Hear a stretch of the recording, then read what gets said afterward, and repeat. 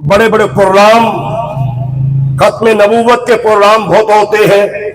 इसके साथ रस्म मेहंदी के मौका पर लोग अपने बेटे बेटियों की शादी के मौका पर रस्म मेहंदी को छोड़कर प्रोग्राम कराते। जरा गौर कीजिए, जहां आज इस दौर में हमारे नौजवान रंगीन मिजाज बन चुके हैं, वो ढोल की थाप पे भंगड़ा डालना इसको खुशी महसूस करते हैं। 80-85 साल की मां जब शादी में भंगड़ा डाल के खुश होती है, इन रस्मों को खत्म करके बिहम्दिल्लाह सुम्मा अल्हम्दुलिल्लाह बहुत सारे प्रोग्रामों के अंदर ये रस्म और रिवाज को खत्म करके अंजमन के प्लेटफार्म से ऐसे खूबसूरत प्रोग्राम होते हैं। दौरानिया 1.5 घंटा,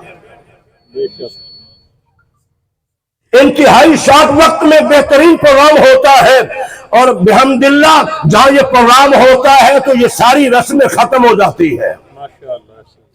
तो आपसे भी गुजारिश है कि अंजुमन का बाजू बनिए। जमीयत उलमा पाकिस्तान, जिनका मंशूर दस्तूर दोनों आला है, किसी जमात के ये मंशूर दस्तूर नहीं है।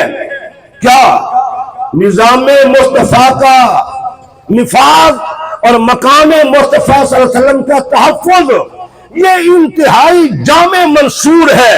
ये वो मंशूर है जो हमें दुनिया में भी काम देता है और हमारी आखिरत की राह हमवार कर देता है।